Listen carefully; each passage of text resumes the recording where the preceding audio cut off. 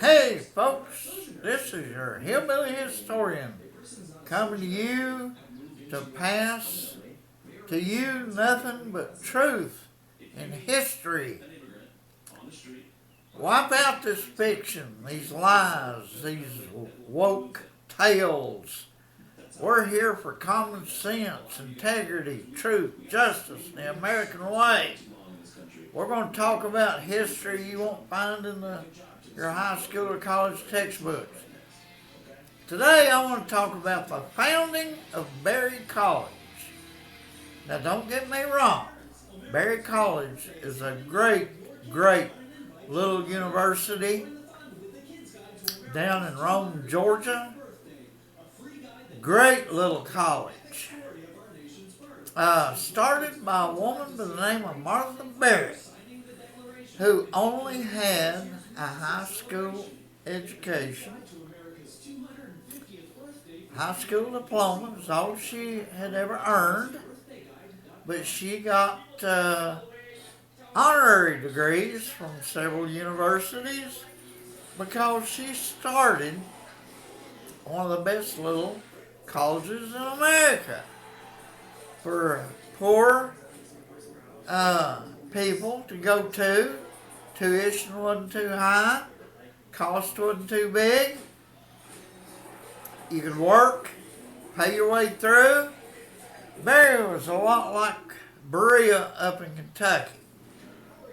In fact, they were kind of competitive.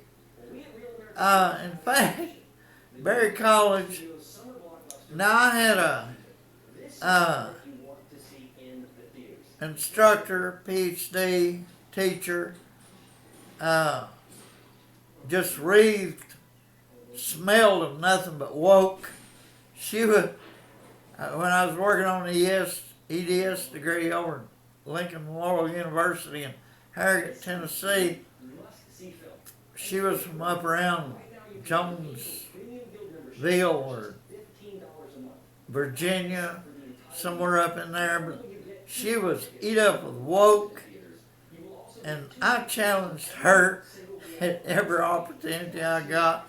She'd come out against Walmart, I'd defend it, but I always had logic, common sense, facts. I could back everything up I said. She couldn't back up jack shit. She was a moron, an absolute woke, brainless, clueless moron, but had a degree that allowed her to teach at the university level. And boy, we got a bunch of these in America. I tell you what, something has to be done about the ignorance we have in our higher educational universities and colleges. It's amazing the junk, the moronic, stupid junk we have teaching out there, and this woman was one of them. And when you challenge them, they always resort to bullying. I'll fail you. I'll fail you. That's what you have to put up with. And they bully because they cannot back up anything they believe with fact or details or anything. Their minds are nothing but sludge. And it oozes out of their damn mouths like the diarrhea it is. But anyway, she told the story. I about fell out of my chair when she told this. You know, Henry Ford had a lot to do with Berry College. He donated millions upon millions of dollars to Berry College. And Martha Berry was kind of jealous of Berea College up in Kentucky. And she and Henry Ford had an affair. And there was pillow talk against Berea. And another event I'll tell you about in a minute. But this woke instructor up at LMU tells a story that Martha Berry was trying to get Ford's attention he was on the back of a rail car, a train. You know, they traveled that way in those days. And the last car was not a caboose on those passenger trains. It was a car that had like a deck on the back, a railed deck where people, politicians and people could stand and speak. And Martha Berry was hollering at Henry Ford for donation, according to this woke, crazy woman up at LMU. But anyway, she said that Henry Ford took a dime out of his pocket and threw Martha Berry this dime and told her to plant peanuts. Like she was a Jimmy Carter or something, you know. That was way before Jimmy. But anyway, he supposedly threw her this dime, and according to this dumbass woke professor, Martha Berry took this dime and bought peanut seeds, planted peanuts, sold them, planted more, sold them, raised enough money that way to start Berry College. And that's the biggest bunch of bullshit that's ever been told. But anyway, Martha Berry's father was a slave owner. He fled Alabama when the Union Army went into their community in Alabama. He packed his family up and fled to North Georgia in the Rome area where there were no Yankees at that time, and settled down there. Martha grew up, graduated from high school there at Rome, Georgia. But anyway, she had an affair with Henry Ford because Martha Berry was one of the most beautiful women on the planet. Now, I don't think Martha ever married, but her and Henry Ford were real close. There was another small event that happened that drove a chisel between Ford and Berea. Martha Berry didn't like Berea. She would talk negative about Berea and turn Ford. But Ford was driving down to Rome, Georgia one time to visit, and one of the roads went through central Kentucky. And right outside Berea College, there's a road that later became 25, Highway 25, one of the main highways for the interstate system between the north and south. 25 split in 25E and 25W, and so you had two 25s for a while, and then you had Highway 27 that came out of Cincinnati or Lexington, went down to Chattanooga, but it bypassed Knoxville, and a lot of people would take that because Knoxville was a big traffic problem back in those days, having to drive through it. And but anyway, Henry Ford was driving down to Rome to visit his amore, his love, and Martha Berry was absolutely unbelievably beautiful. And so he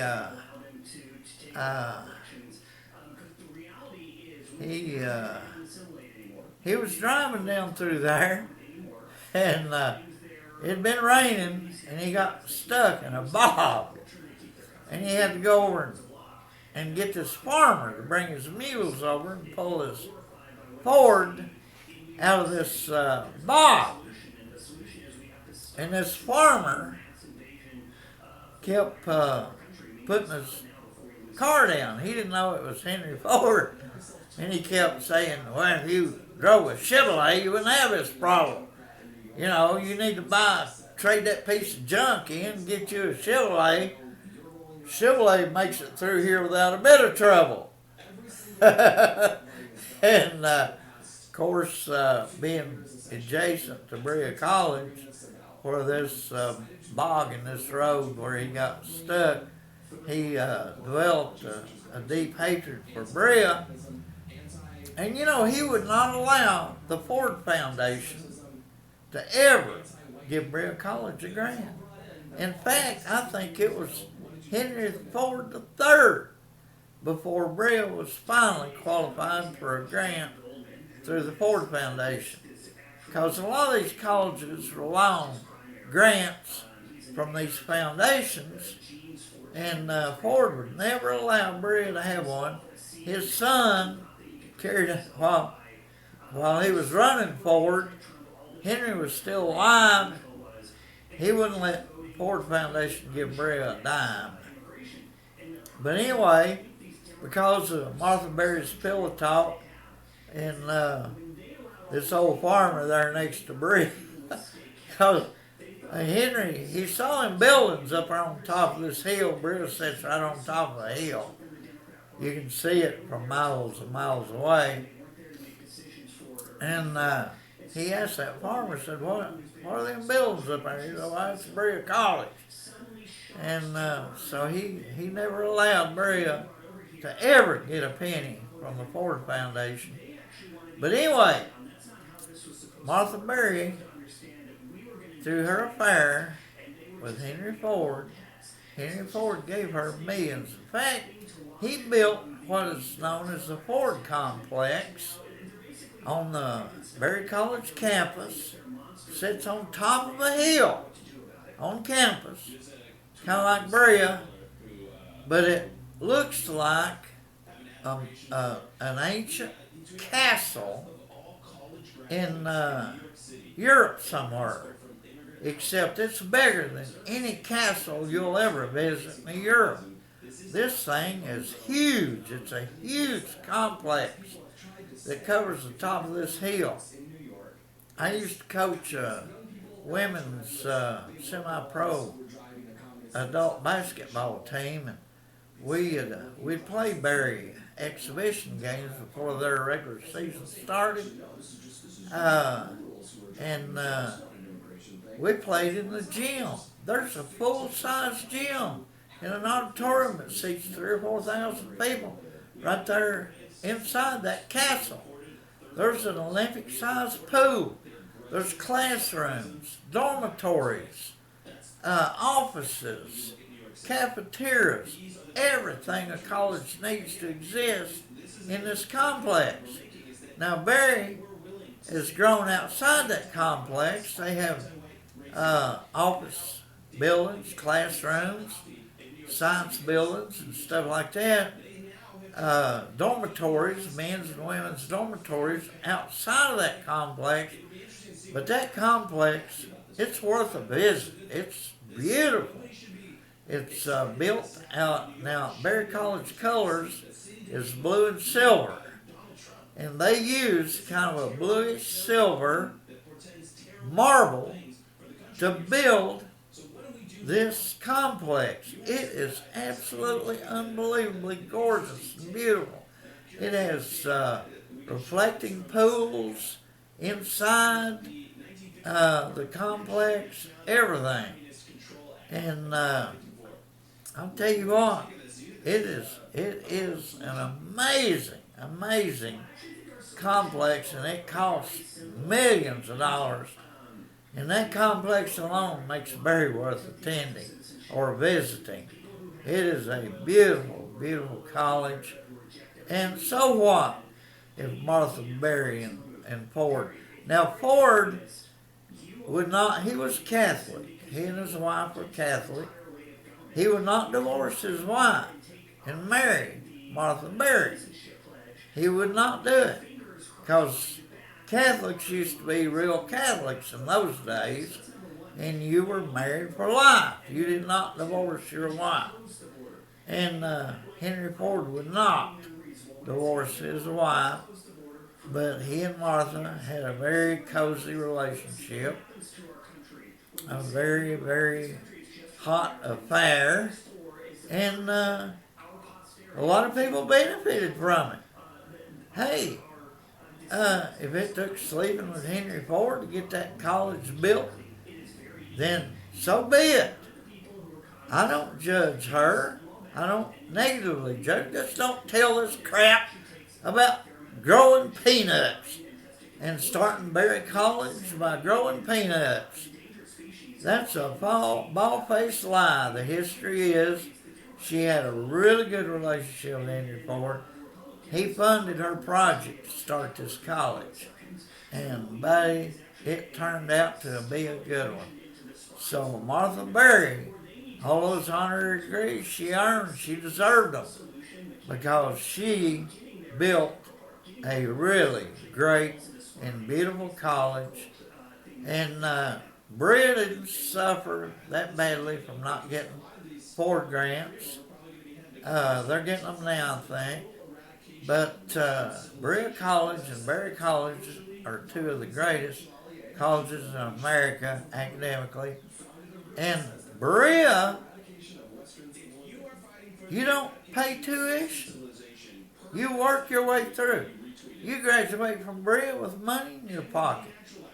You work, earn money, and they pay the required federal minimum wage. And kids make good money there while they're getting an education. And just half or more of Berea College graduates, I don't know about Berry, but Berea College graduates, half or more go on to graduate school, get higher degrees, get postgraduate degrees. It's a very, very good school. Now, Berea suffers from a liberal sickness. They really do. They lean way over to the liberal side of everything. But I was able to attend there, and we had a few conservative professors. And I was conservative. I was president of the Young Republicans Club there. And Warren Lambert, one of our professors, history professors, was our sponsor for the Young Republicans Club. He was conservative. So, hey, two great universities, Berea and Berry, one in Kentucky, one in Rome, Georgia. It's just absolutely fantastic that these people started these organizations that now really benefit a lot of young people and get them started in life on the road to prosperity, success. And I love the way Berea, you don't have to earn a lot of money at Berea to be successful or after Berea. They honor a lot of people who just dedicate their lives to service. It's just absolutely amazing what Berry and Berea have done for this country. And they're not the only two. There's hundreds out there, hundreds, all over America. This free market America, free marketplace, if a socialist would just get the hell out of the way, we could fly into our future faster than you could ever dream of going. But anyway, that's the truth about Berry, Martha Berry, Henry Ford. There wasn't no damn peanut growing. That woke story. Because Jimmy Carter and his brother, remember old Billy Carter? They didn't start no university, and they grew a hell of a lot of peanuts down there in South Georgia. They didn't start no damn university, and neither did Martha Berry with peanuts. She slept her way to success, but she, unlike Kamala Harris, who slept her way to high positions that she could never get right, Martha Berry done it all right and did a good job and built a really great college for a lot of young people to do well. And this is your hillbilly historian bringing to you some more truth about what really goes on in this country that you won't find in your high school or college textbooks. And so many people are trying to hide the truth forever. Hopefully, people like me will get the truth out there and keep it out there where you can learn what really goes on in this country of yours. Signing off here from the hills of East Tennessee and Appalachia.